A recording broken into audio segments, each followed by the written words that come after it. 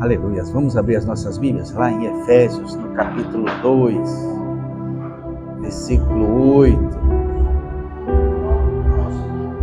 Efésios 2, 8. Mesma leitura que nós fizemos ontem. Efésios, capítulo 2, versículo 8. Diz assim a palavra do Senhor. 8 e 9, tá? Ontem nós lemos até o 10º. Diz assim: pois vocês são salvos pela graça, por meio da fé. Isso não vem de vós, é dom de Deus, não por obras, para que ninguém se glorie. Amém? Podemos assentar, meus irmãos. Glória a Deus. Aleluia. Glória a Deus.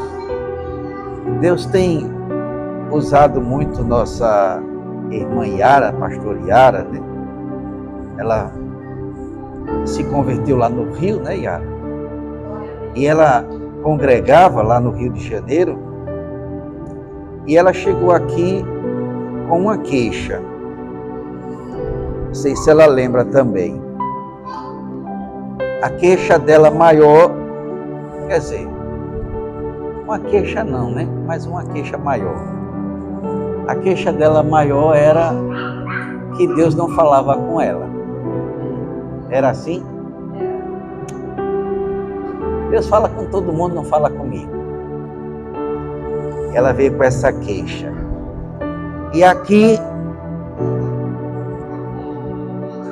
ela aprendeu e ela passou a ouvir Deus até bastante. Bastante. Glória a Deus. E Deus realmente tem falado com ela, tem mostrado, tem revelado, tem instruído ela. E tem feito isso mesmo, igreja. E a revelação de Deus, porque é assim, Deus ele conhece a gente. É por isso que a gente tem que acreditar em Deus, confiar em Deus, porque Deus é quem sabe, Deus é quem conhece a verdade, igreja, e Deus conhece a gente melhor do que nós mesmos. Bem? Então por isso que quando Deus orienta, faça, vá, você não acha que você não pode, ou acha, você não acha, resumo, faça. Não acha, faça, porque Deus sabe das coisas.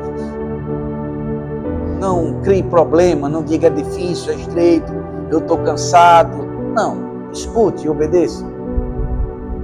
Aleluias. E quando ela falou isso, ó, Deus disse, você está muito cansado. E eu fiquei assim, não estou tão cansado assim não, né? Para mim, eu acho que não estou tão cansado assim não. Você está com um cansaço muito grande. E eu, não, ainda dá para andar muito. Ainda dá para andar muito. Eu, né, na minha concepção, ela falou isso, na minha concepção, eu não estaria tão cansado assim. Até que um dia, eu falo um negócio com Josué, e ele faz igual os crentes. Ouve, quer dizer, não ouve, simplesmente ignora. Aí naquele momento, com Josué, eu senti o cansaço. Meu Deus, que cansaço enorme. Naquele momento, digo, meu Deus, como eu estou cansado. Eu nem sabia que eu estava tão cansado assim. Glória a Deus. É porque a gente não tem a percepção muitas das vezes do que é espiritual e do que é natural. Então, o que é que Deus estava falando ali através dela? Tem um cansaço espiritual. E eu estava olhando para o físico. Não, ainda estou com disposição, ainda dá para andar, ainda dá para fazer. E naquele dia eu enxerguei isso, eu percebi que o cansaço era realmente como Deus havia falado. Gente, era grande demais. Grande demais. Eu até fui descansar. Digo, eita, deixa eu sentar descansar, porque agora eu tive a percepção desse cansaço. Glória a Deus. Porque a palavra de Deus é a verdade, gente. É por isso que a gente tem que andar segundo a palavra de Deus. A gente tem que fazer segundo ela. Não segundo nosso ego, nosso querer, nossa vontade. Porque a palavra de Deus, ela nos traz instruções espirituais. E a gente vai ser perfeito. E a gente vai gerar, vai produzir no mundo espiritual. Glória a Deus. Amém? A palavra de Deus não é natural, gente. O apóstolo Paulo já falava isso. Que as nossas armas, as armas da nossa milícia, elas não são carnais. Elas são espirituais. Glória a Deus. Então, a gente tem que guerrear na dimensão do Espírito, não na dimensão da carne. Na dimensão do Espírito. E essa instrução é isso que a Bíblia fala, que leu lá em Hebreus, ela está falando sobre isso. O Senhor está falando sobre isso, sobre a liderança, o cansaço, o fardo espiritual que causa quando as pessoas não obedecem. Então, causa um cansaço, um fardo, causa uma dificuldade muito grande, porque não há como operar, não há como agir no mundo espiritual pela desobediência. Não há como. Então não há resultado, não há produção, não há evolução, porque é o mundo espiritual que vai governar a nossa vida. É ele que vai gerar, ele que vai produzir, não é o natural. Então nós precisamos gerar no mundo espiritual. E só podemos gerar no mundo espiritual pela obediência, pela submissão. Glória a Deus. A gente precisa entender isso. Aí sim, aí as coisas acontecem, os milagres acontecem, aí a vida é transformada, o lar é transformado, tudo vai mudando na vida da pessoa. Tudo vai mudando. Se houver essa obediência, essa submissão. Glória a Deus. Amém? E a Bíblia mostra isso, tenta mostrar para a gente. Eu chamo sempre a atenção da igreja a respeito lá de Naamã. Então, aquilo é princípio espiritual. Obedeça o homem de Deus e o milagre vai acontecer na sua vida. Então, ali existe a ordem, a natureza, o cunho espiritual, que é a direção, e existe o cunho natural, que é, não tem sentido nenhum. Não tem, gente. Nem a gente que fala sabe como as coisas acontecem. Olha o que Jesus fala a respeito disso. Ele disse que o reino dos céus, né, seria assim, semelhante ao homem que planta uma semente. E vai lá depois, olha, está lá a planta. Como é que isso aconteceu? Quem é que sabe? Quem sabe? Só sabe que a semente cai na terra e ela começa a criar raiz, começa a criar tronco e ela cresce, se firma, cresce e produz frutos. Então ele está dizendo que assim é no reino espiritual. Você não adianta querer saber como é que a coisa funciona, não. Você simplesmente obedeça e as coisas vão acontecer. Sem você saber como, mas elas vão acontecer, se obedecer. Então, existe o espiritual, que é desconhecido até para quem instrui, como acontece, tá? Como acontece. Não é o desconhecido que vai acontecer, é como acontece. Ok? E existe o natural, que o espiritual natural não se comunica. O espiritual, no natural, como a própria Bíblia diz, o que é que ele diz? Nós somos salvos pela loucura da pregação. Que o evangelho é loucura para os que perecem. Por isso, gente, porque o espiritual não tem nada a ver com o natural. É como se fosse uma loucura. É como se fosse coisa completamente sem sentido. O louco é coisa sem sentido. Ele está tentando dizer isso para a gente. Ele só observe que o evangelho é loucura para os que perecem. Mas para nós, é o poder de Deus para a salvação.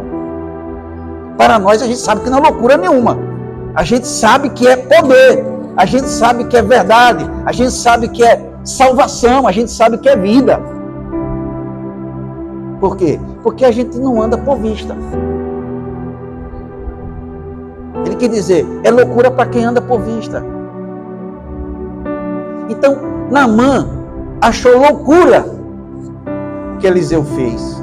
Por quê? Porque Naamã andava por vista. É loucura. Isso não tem sentido. Isso não vai levar a lugar nenhum. Isso não gera resultado. Isso não vai mudar a minha vida. Chega lá, manda um recado para ele lá dar 7 mergulhos num rio sujo daquele. Na minha terra tem rio muito melhores, olha. Na minha terra tem rio muito melhores, limpinho, águas cristalinas. Então se fosse para dar 7 mergulhos, eu ia dar na minha terra. Glória a Deus. Não tem sentido nenhum. Mas o profeta não falou para ele dar 7 mergulhos na terra dele, no rio dele. Falou naquele rio que aparentemente é sujo. Aparentemente, né? Glória a Deus. Existe uma controvérsia nisso.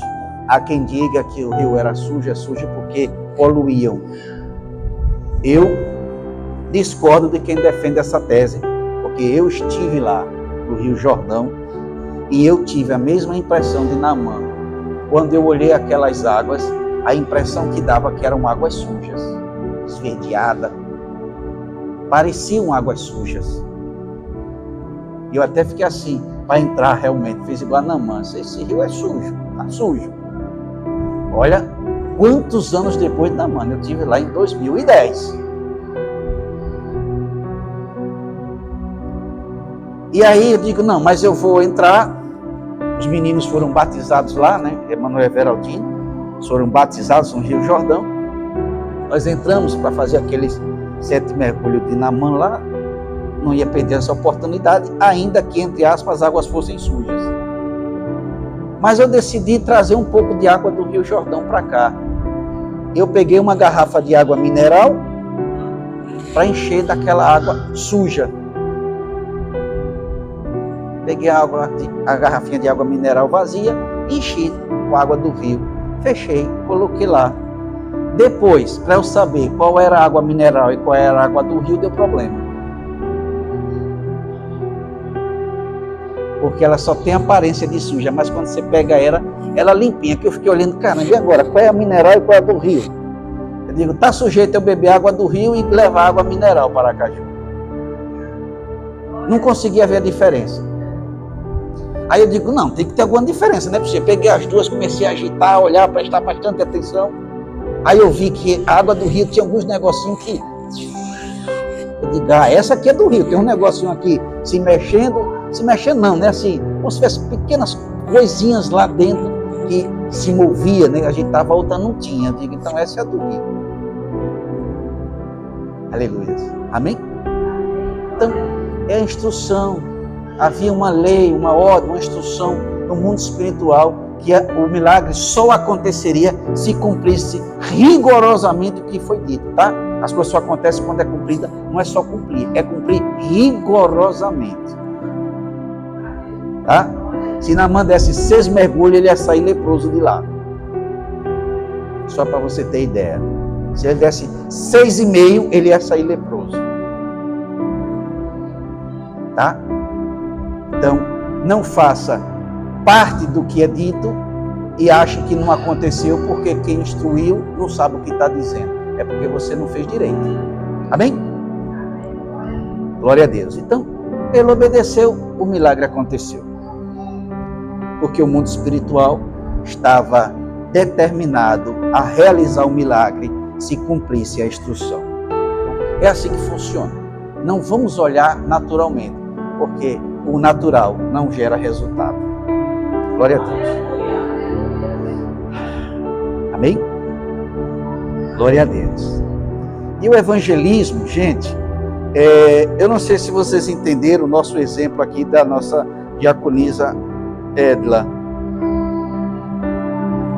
Quem era que estava aqui no dia que ela disse que veio do Rio de Janeiro e não aceitou Jesus, não conheceu e veio conhecer Jesus aqui? Quem era que estava aqui? Edla não, Rose. Eu falei Edla, foi? Edla já está no céu, né? Então, Rose, tá? Nossa diaconisa Rose. Lá o exemplo que ela deu, né? Veio do Rio de Janeiro para cá, lá não aceitou Jesus, aceitou aqui. E foi dito o que aqui? Que o Rio de Janeiro era uma cidade o quê? Que pregava muito o evangelho. E aqui, uma cidade que não prega o evangelho, né? Não prega, não é que não prega, é que prega muito pouco. Muito pouco. Amém? Quem entendeu a mensagem? Amém é o quê? E qual foi a mensagem?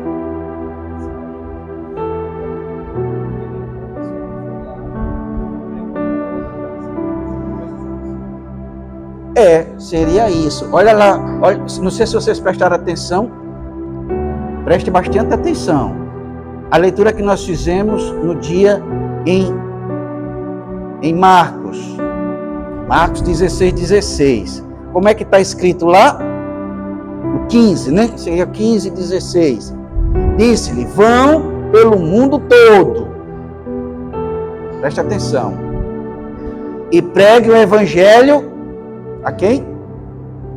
A todas as pessoas. O evangelho não tem que chegar ao local. O evangelho tem que chegar a todo mundo. Entendeu? Então, por isso que ela estava numa cidade que evangeliza muito, mas não aceitou Jesus. Veio para uma cidade que evangeliza pouco e aceitou Jesus. Por quê? Porque mesmo ela estando lá, o evangelho não chegou até ela. Mas aqui o evangelho chegou. Então o que importa? É pregar muito ou chegar o evangelho até as pessoas? Essa tem que ser a nossa preocupação.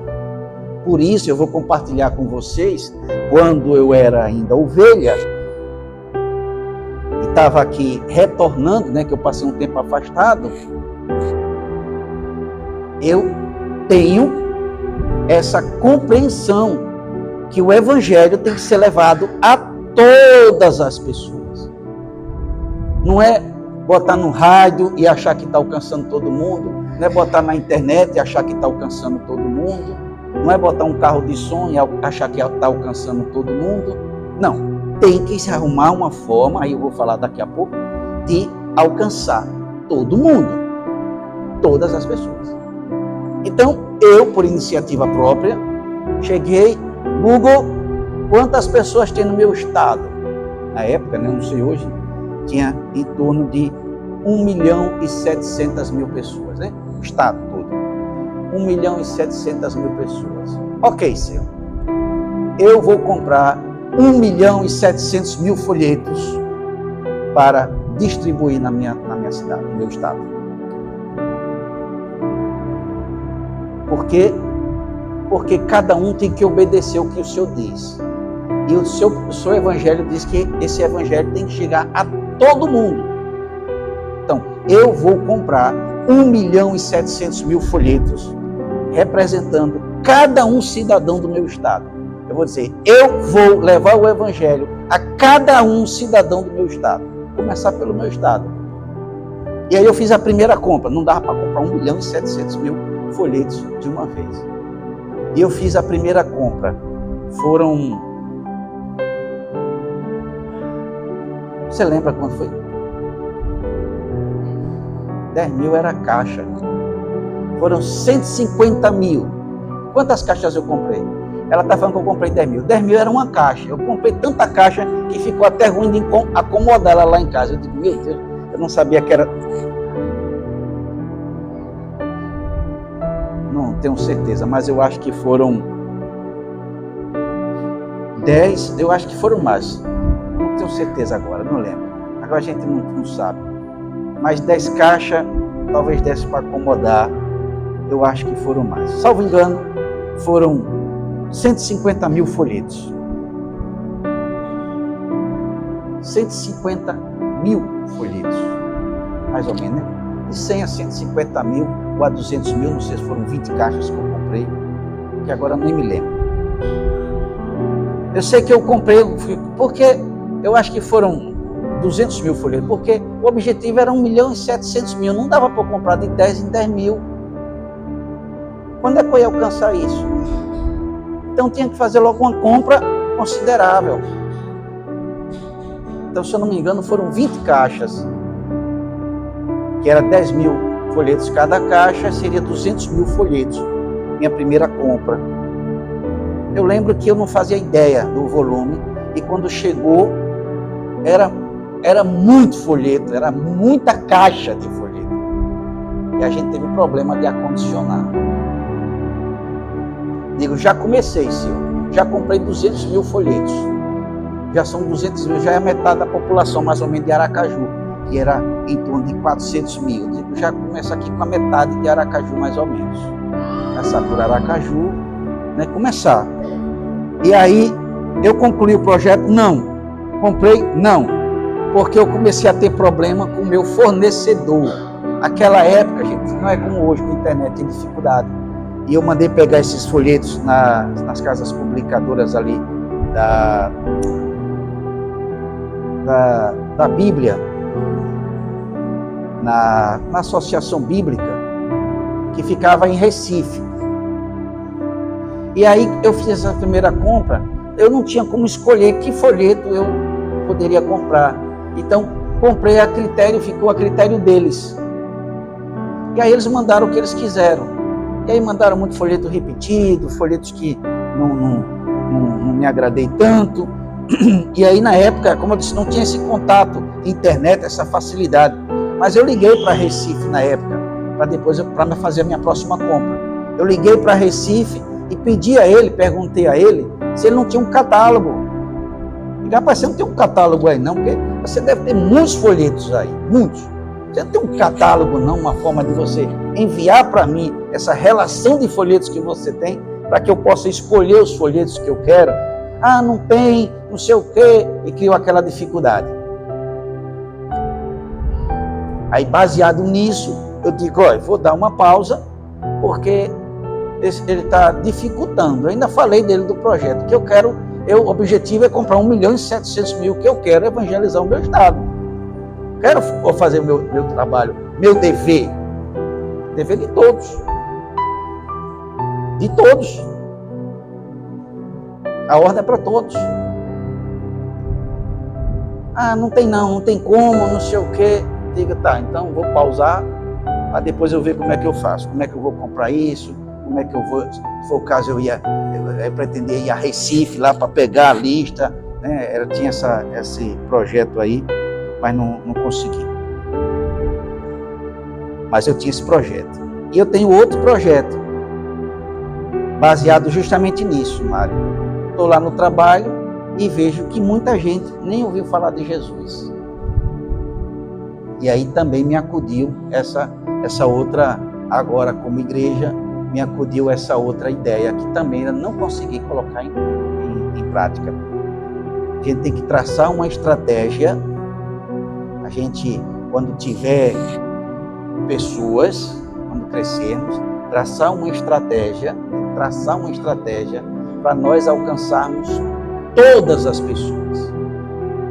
Então, temos que trabalhar em várias frentes para isso acontecer. Carro de som na rua, rodando de rua em rua, de bairro em bairro, é uma das ideias.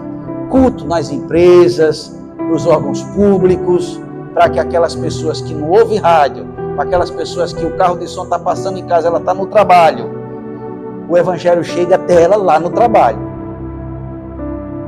Porque o carro de som propagando o evangelho, passando de rua, eu tenho esse projeto de mapear. Hoje é até fácil, que você pode botar com o Google, mapear onde o carro passou e você conseguir passar por todas as ruas, beco, travessa, onde tiver o carro de som passar anunciando o evangelho, porque todo mundo tem que escutar o evangelho. Foi isso que Jesus falou, todo mundo tem que escutar, e a responsabilidade disso é nossa, não é dele, é nossa. É nós que temos que fazer esse evangelho chegar a todo mundo. Todo mundo vai aceitar? Não, mas todo mundo tem que ouvir. Todo mundo tem que ouvir. E a responsabilidade é nossa. E a gente faz o quê? Temos que fazer. Então, está no projeto. Culto nas empresas, carro de som, internet. Hoje tem internet que alcança muita gente. Rádio e televisão, que alcança vamos dizer assim, outro público, seria os públicos. Nós temos que definir os públicos, seria isso. Cada público, cada horário, para a gente ir até eles. Por isso que Rose se salvou, porque o Evangelho chegou até ela. Se não chegasse, ela estaria perdida. E quanta gente se encontra perdida, Rose, hoje, porque o Evangelho não chegou. Porque não ouve rádio, não vê internet, só trabalha e ninguém vai lá no trabalho. Aleluias. E ela vive dia por dia e o Evangelho não chega até ela. De quem é a responsabilidade? Minha e sua. Da igreja. Não é minha e sua exclusivamente. Mas nós somos coparticipantes disso. Quem tem que fazer isso? A igreja. Que igreja? O reino. Toda a igreja. Todas as igrejas. É responsabilidade de todos nós. Não de um, mas de todos. Mas quem vai fazer?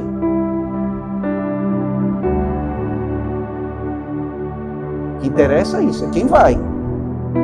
Quem é que vai fazer? Amém? Então você vai? Vai fazer a sua parte?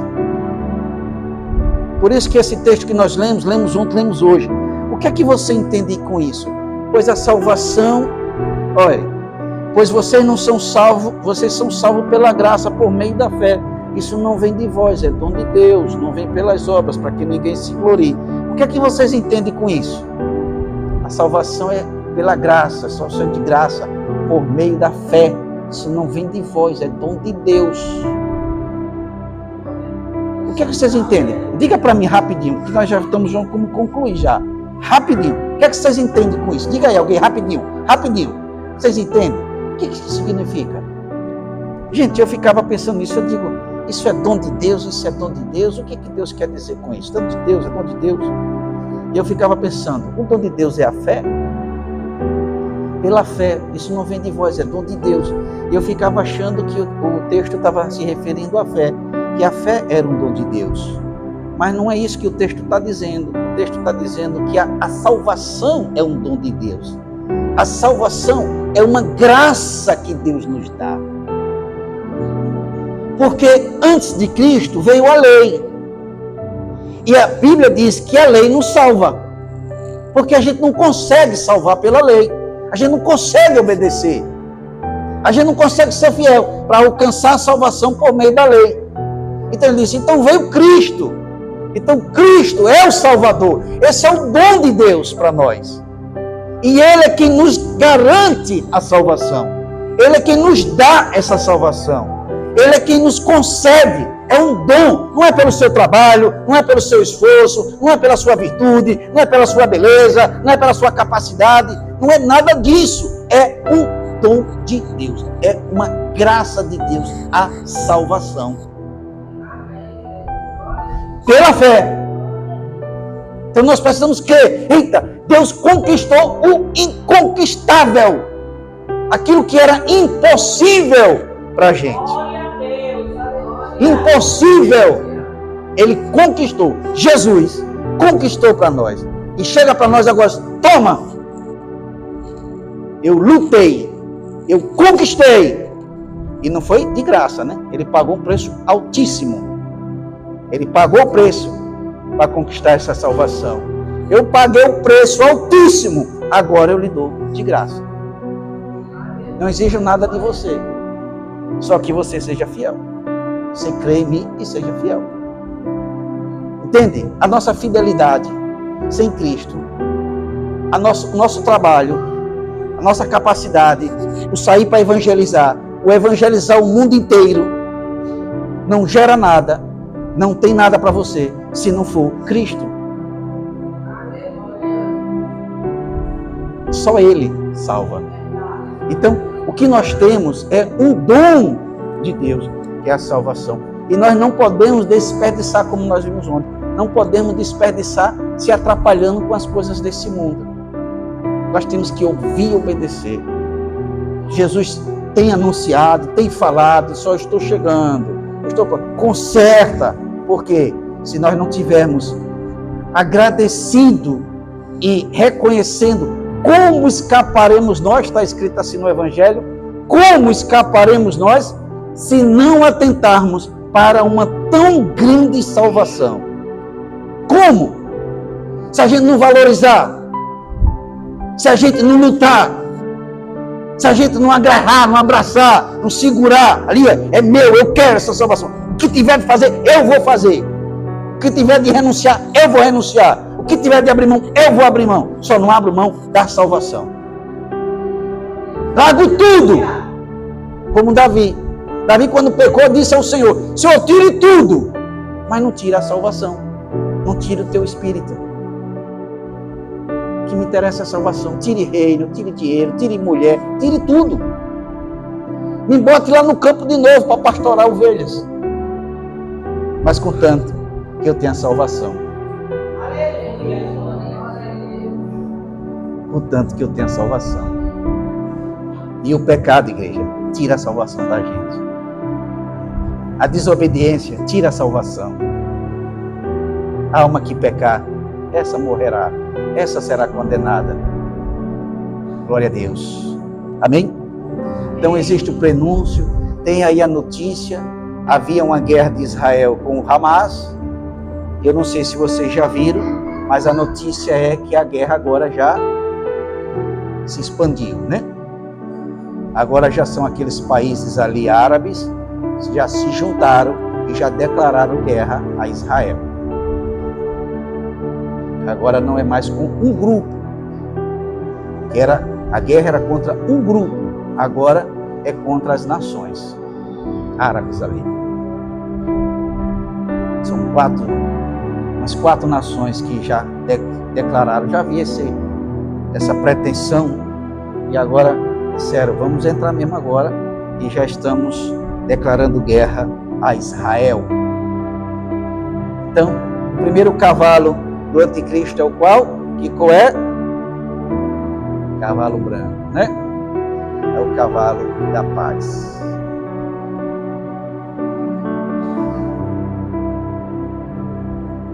Não devemos deixar o cansaço, a tristeza, o desânimo, a fome, a fraqueza. Não devemos deixar nada disso nos separar do amor de Deus. Espírito de oração. Amém? Não devemos deixar que nada disso nos separe do amor de Deus. Nos separe dessa salvação conquistada. Porque Ele nos dá. Nós vamos continuar errando, igreja. Mas Ele lava nossos pés. E Ele garante a nossa vitória.